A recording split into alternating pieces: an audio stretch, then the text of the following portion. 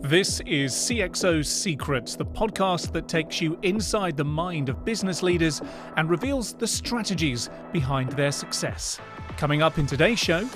For me, start with the customer, delight the customer, and then work backwards in technology. So it really is, how do we remove the points of friction for our customers? What barriers have we put in place? When I joined Clarke's, we had a fledgling data team.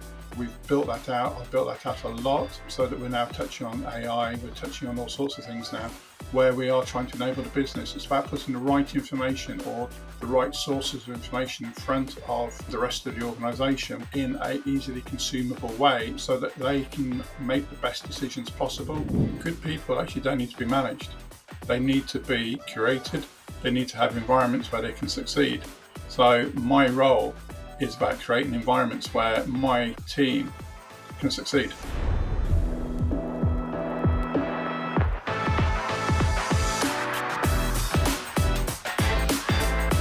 The CXO Secrets podcast is powered by EDS, going beyond connections. Find out about upcoming C-level events, experiences, and insights at edsxevents.com.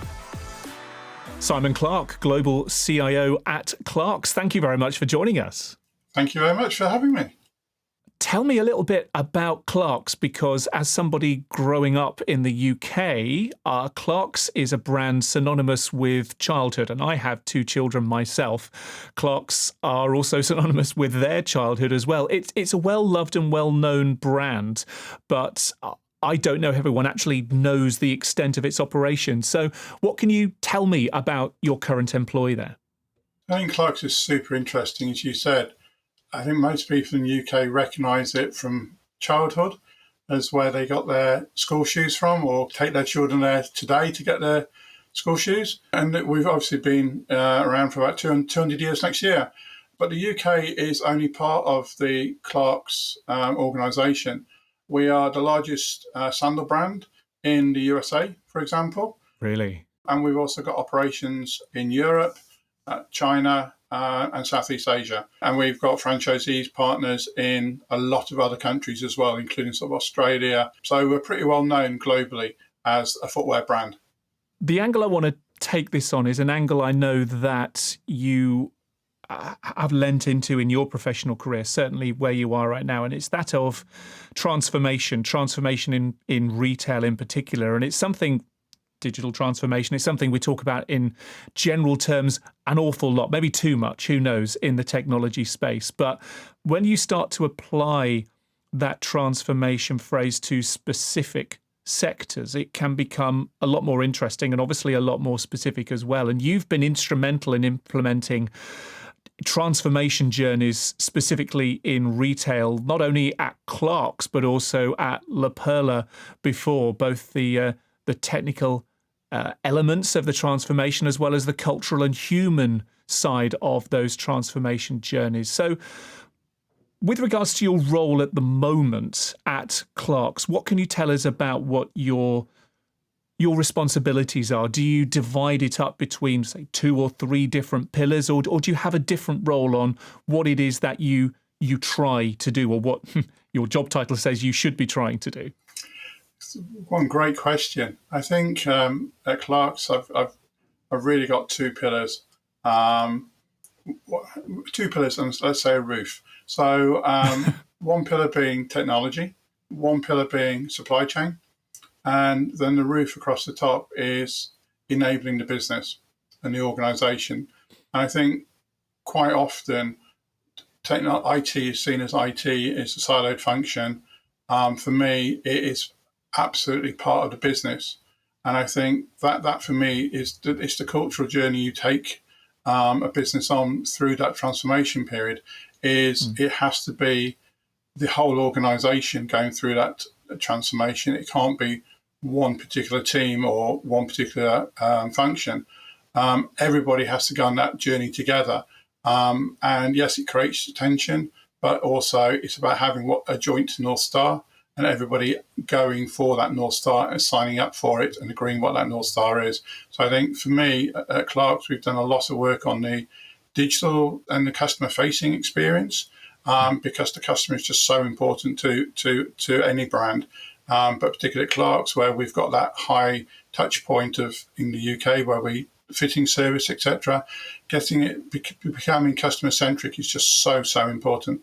I hear that a lot in conversations with leaders at retailers, and it strikes me that it should have been something that was very obvious decades ahead of now, almost from foundation, that ultimately without the customer and without the customer enjoying that experience and coming back and getting value from that, retailers don't have a business. But maybe the difference is, you tell me, you've been in the industry for a while, that roles, leaders that were seen once as being quite back office and almost quite distant from where the customers were, that distance has shrunk so that now CISO, really almost everybody in the organization should feel immediacy or adjacency to customer in order to ensure that no matter what their role is, they're having that immediate impact on the customer experience. Yeah, 100% agree. I think there was always that front office who talked to the customer, engaged the customer, and the back office who do sort of doing and never seen and never spoken to very much. For me, where that really changed was when I started e-commerce. I was lucky enough to start an e-commerce platform for a retailer, which sadly is no longer with us, Mothercare. But it's one of the first e-commerce platforms for a UK retailer. We had no comparators in the UK at all, so we're having to look to the US. And that really brought home to me that we've removed the sales associate from between yourself and the organisation and the consumer. So therefore, you have to get it right. There is nobody in a store who goes, well, I'm very sorry, the warehouse mispicked this item, or we've run out, can we get you something else? You can't do that online. So you've got to be really engaged with that customer and really understand what their needs are and really focus on becoming customer centric. And I think for me, that's why I learned that many years ago, was you've got to put the customer at the front of it and you've got to get it right for the customer. And that customer expectation grows from, well, if you can get it right online, why can't you get it right in a store?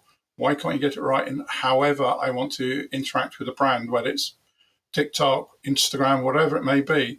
I want that consistent feeling of the brand knowing who I am and treating me as an individual, not just as a consumer of your product. I think for me, certainly it was starting e-commerce really brought that home to me from the beginnings, which was a traditional retail environment where people came into a store, picked stuff off a shelf, and yes, you wouldn't point to an aisle and say you go down aisle 23, you'll take the customer there, and that stuck with me ever since. But it's that interaction with the customer, that customer centricity from e-commerce really has brought home to me, you've got to get it right first time. A lot of retailers have been through journeys of their own, certainly over the last 4.5, 5 years as we speak, with regards to the pandemic and this often bandied around term, death of the high street. It's certainly a transformation that's taking place in retail, and that balance between the front office bricks and mortar retail versus the e-commerce and the experience you have there. But a lot of heritage, well-established brands have come and gone and have struggled over the years, and Clarke's itself has undergone a turbulent few years itself, certainly in this decade. You came in 2022, I think, at a time when I think Clarke's leadership would say, we need a bit of stability, we need to build for the future right now. So after having had experiences in transformation, in turning around organizations, when you came into an established brand like Clarke's, how do you, as a leader, add value quickly? How do you assess your surroundings, look for the context, and decide quickly what it is that are the right things to be doing to turn your new employee around and get them headed in the right direction? When I joined Clarke's, I think for me, again, it's building that customer centricity. It's how did we service the customer? Was there a better way of servicing the customer? Our website platform was somewhat archaic, and we couldn't even add Apple Pay and things like that onto it, which to me is like just a hygiene factor. Yeah. So we had challenges with creating friction of how a customer would interact with us. And our stores hadn't evolved for many years in terms of how we dealt with the customer. So for me, start with the customer, delight the customer, and then work backwards in technology. So very much started with the customer and said, okay, what's the customer journey? What can we do to improve that customer journey? What are the essentials? So we moved to very much that, and I don't like the word omni because it implies that it's kind of different. It's just commerce these days. It's of making sure that when the customer comes into a store or interacts with us online, they can do either seamlessly and cross over between. I can go to a store. We try our best to make sure we've got every single product in store, but we have a lot of sizes and widths, so therefore a little bit of a challenge occasionally. But with the technology we now have, you can order online. And in the store associate can take that order, take your payment, and we'll have the item delivered to you next day. So it really is, how do we remove the points of friction for our customers? What barriers had we put in place which stopped an easy interaction with our customers? And it really was about how do we make sure websites can really perform. We've not got delays. We've got the right payment methods on there. We've got some fantastic products. So can we showcase it? And then get in store. How do we make sure that in store you've got that experience of having that one-to-one attention? We're a serviced retailer, so that means it's not on the store floor. The sales associate has to go to the back office, get a pair of shoes for you to come and try on.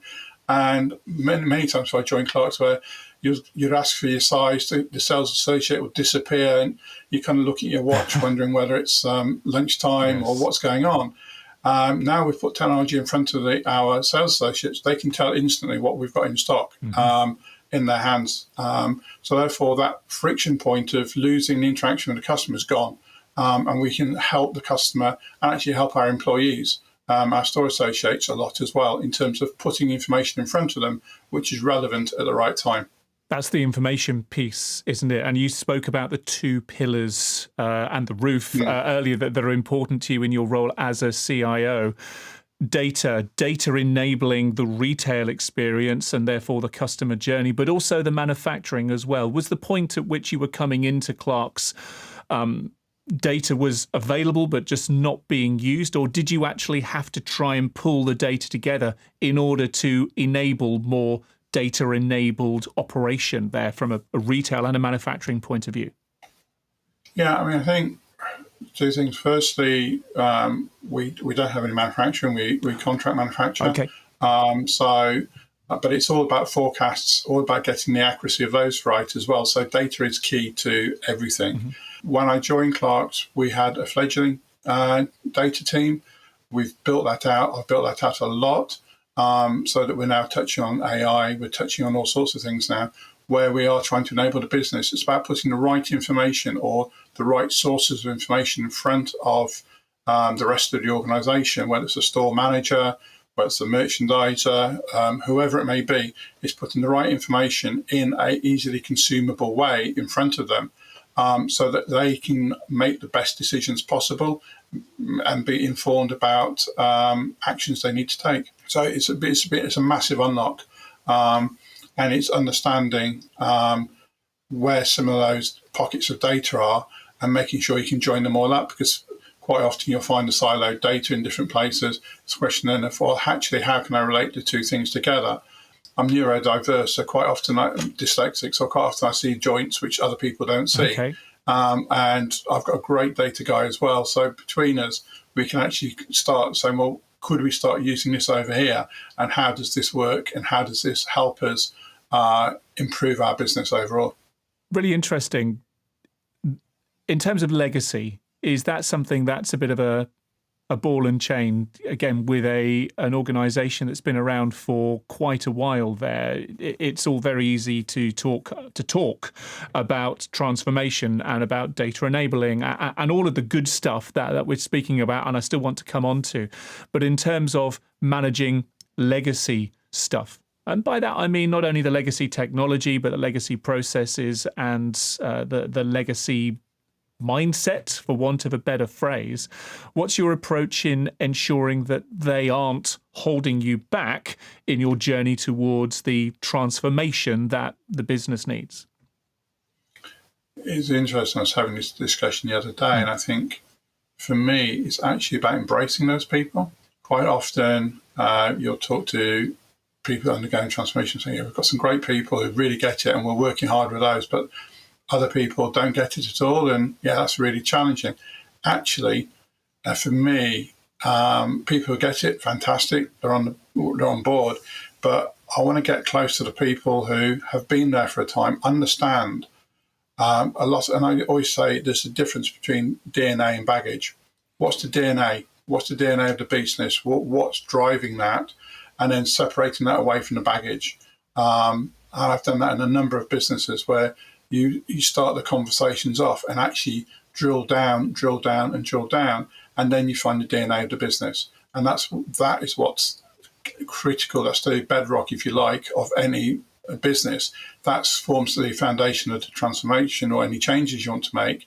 And then it's about how do you educate people? How do you show people that there is a different way, a better way, or it unlocks them?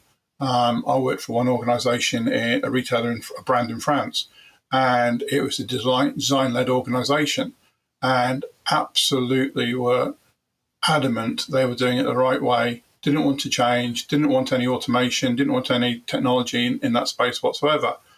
We needed to put technology in that space because we needed to have visibility on progress for each season, how the collection was coming. A lot of resistance to it until we got to the point and saying, well, you do realise if we put this in, it will give you an extra 2 weeks design time.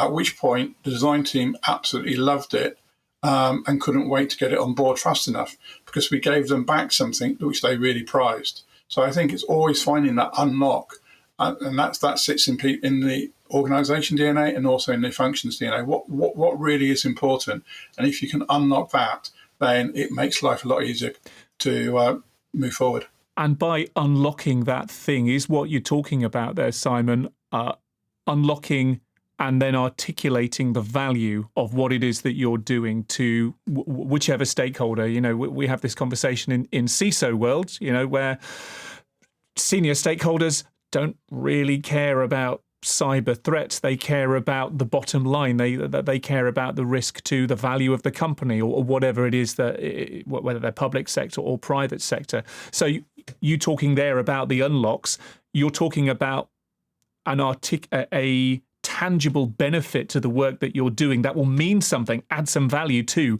in your example, the designers there. Do you find that part of your challenge is that translation, or part of your value add is your ability to translate what you're doing into terms that articulate it into tangible value for the stakeholders?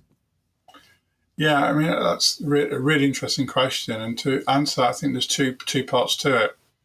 First part is I was really fortunate. At the start of my career, I spent a year on the Tesco graduate training scheme. Mm-hmm. I started on the fish counter for a day, and yeah, I still remember the smell of that every day. And I went right the way back up through almost every single role, whether it's a finance role, buying role, whatever role it was, right the way back to going to see the tomatoes being picked in the Isle of Wight. So I absolutely understood the whole part of how a retail organisation is put together. Yes, the technology's changed. Yes, some of the processes changed, but the principle is still the same. So I had that great overview, which has stood me in really good stead. And the other part is, I think one of the superpowers of being dyslexic is telling stories. So very easy, quite quickly go into analogies with different things to explain it in a language people understand.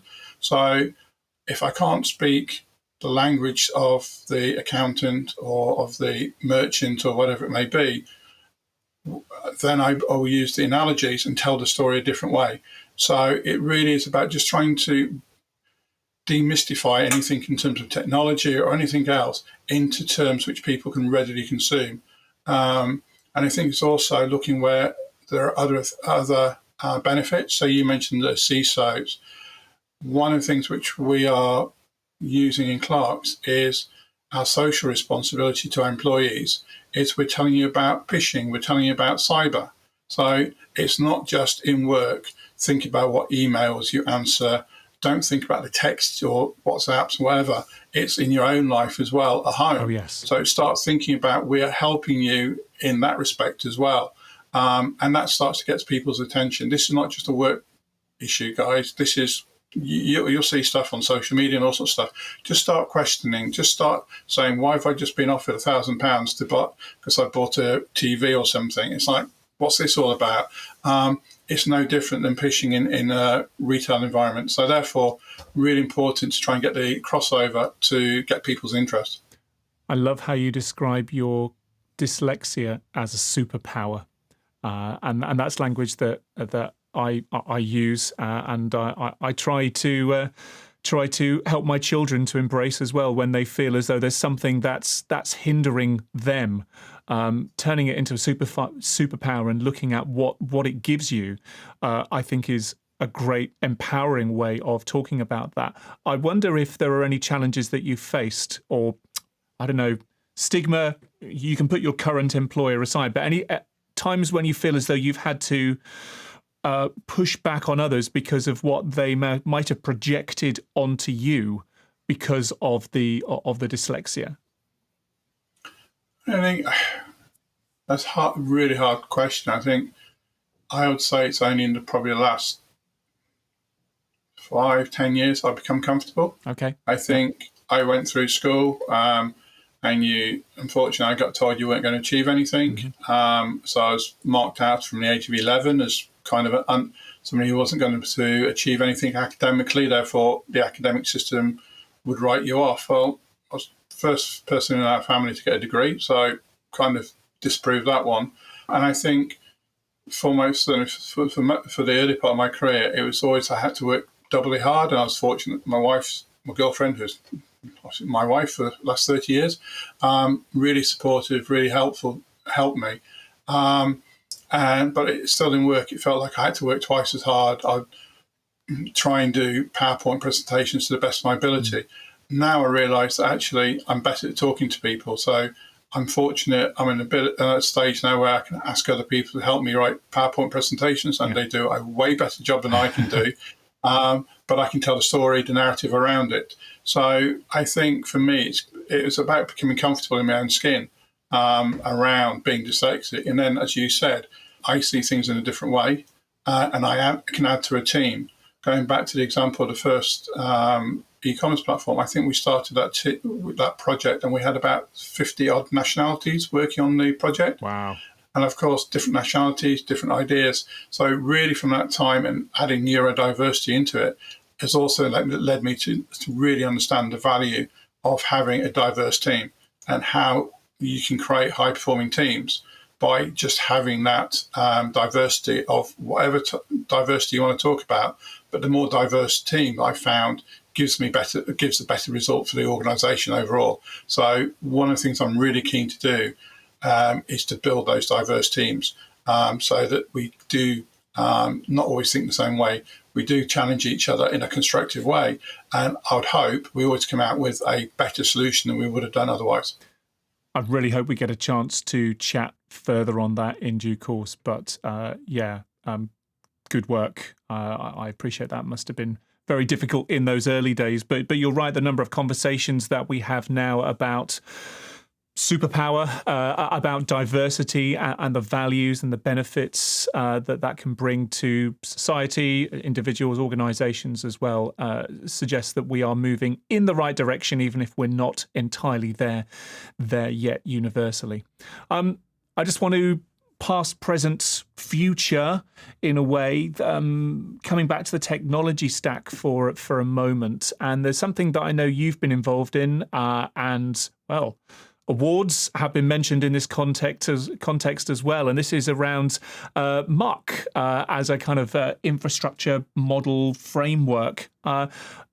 Something I've come across but haven't really spoken a great deal about with people who have implemented this model where they've worked. So for anyone else who might have a cursory knowledge of it but isn't necessarily across it as much as they feel they should be, what is Muck? How have you implemented it where you are, and what value has it brought maybe to the transformation or certainly to the operation?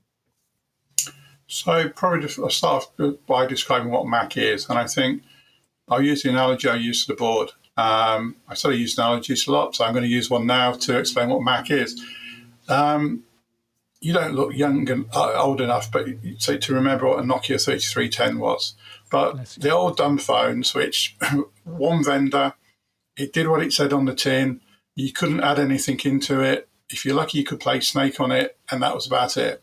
That's the old, if you like, closed ecosystems of certainly of the e-commerce systems of days gone by, the monoliths. We've now moved into the Mac, the Composable architecture. And the way I describe that to people is we've moved to the iPhone. We've got a platform, and we can add on whichever apps we like onto that with relative ease. And also we can decide which apps we want. So do we want Google Maps? Do we want Apple Maps, etc.? So to me, we've moved from the Nokia 3310 into this iPhone world, which enables us to add in whichever apps we want or help drive the business. So by doing that, we're not locked into a single product. It means that as the business and actually our customers' expectations change, they'll keep changing, they'll probably change even quicker. It enables us to say, well, we can actually add that functionality into our platform, whether it's a store platform or whether it's our e-commerce platform, and allows us to remain relevant to our customers through technology and also to our business. So that's why we went with the Mac Stack and the Composable Commerce. It is commerce. It's not omni-channel or anything else. It's got a central heart, if you like, which then radiates out into e-commerce and into physical stores. It's all one ecosystem. So that's where we get the benefit from having that one ecosystem within our organization, is that, or any organization would, because you can actually see the customer. We can see a customer who comes into a store who's doing a return. Yes, we can see what you bought online. We can deal with that straight away. We can answer your questions. So it's having that holistic view of our customers' transactions and then being able to update the functionality. I would love to say it's as easy as going to the App Store. It's not quite that easy, but it does enable us to take new technology or different technology and attach it, plug it into the stack. Thank you for chatting us through Mac, and congratulations on the Mac Impact Awards. You won that recently for your work at Clarke's, I believe. Yep, so we won 2 awards. One was for the best retail project globally, and completely out of the blue, we won the Grand Prix award for the best overall project, Mac project globally. So we beat the likes of Heinz, JP Morgan, and to name a few. So yeah, really pleased we did that for the team. Yeah. It was a complete team effort to get that across the line.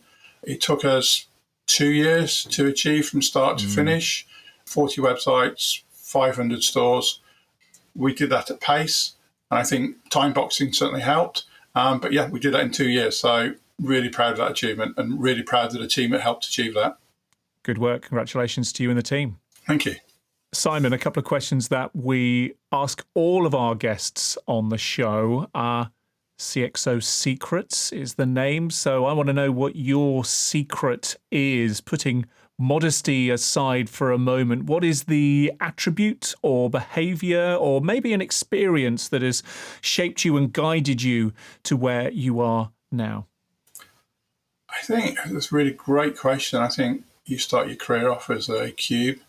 And as you go through your career, you get the corners knocked off and hopefully you start to roll a bit easier. And I think for me, I had some really good teachers in my early career. And I think really for me, it's around that good people actually don't need to be managed. They need to be curated. They need to have environments where they can succeed. So my role is about creating environments where my team can succeed.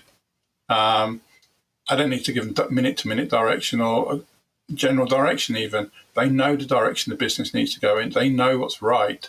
They just need it to have that capability, that opportunity to make sure that they can deliver. So I think for me, it really is about making sure that the environment and the culture is right for my team to deliver. We also do a Pass the Question in our show in which our our previous guest from the previous episode asks a blind question to our next guest, which is you. So this question comes from Matt Mallet, who is the CDIO at the Chartered Insurance Institute. And this is the question that he had to ask. What is your driver for doing the role that you do? And how do you see your role benefiting your company, but also the wider public? I love the way you go, we've got a question, and then actually it's a three-part question. I think that's a bit sneaky, actually, but I'll give it a shot. So I think for me, what's my driver? My driver actually is delighting our customer. Has to be. Whatever we do, whichever role I've been in, it's how do we delight the customer? Is it getting the product there on time? Is it serving the customer in a different way? It's how do we delight the customer? And I think just stepping back from that then answers the second question, is if you have a customer who's delighted, then it helps build a brand. There's a very quick way to turn people off the brand, off any brand, and that's by not delighting the customer. So I think the two are interlinked. Delight the customer, we help build a brand, help build a company. So I think that's absolutely critical. And I think holistic answer, really good question. I think on a personal level, it's me being very vocal about being dyslexic, about neurodiversity. I think that on a personal level, I would hope making a little bit of a difference. But also in business terms, wherever I've been, hopefully we're making shopping a more pleasant experience. And then finally, you have your opportunity to pose a question to pass on to whomever may be our next guest. And the question can be as serious or as silly as you like. And bear in mind, it could be, I don't know who we've got coming up next. That's the big surprise for me as well as our listeners. It could be a CIO, it could be a CISO, it could be a CDO. But is there a question that you might like to pose to them, whoever they may be? Yeah, I think given where I've come through from where I was told at age 11 I would be and where I am now.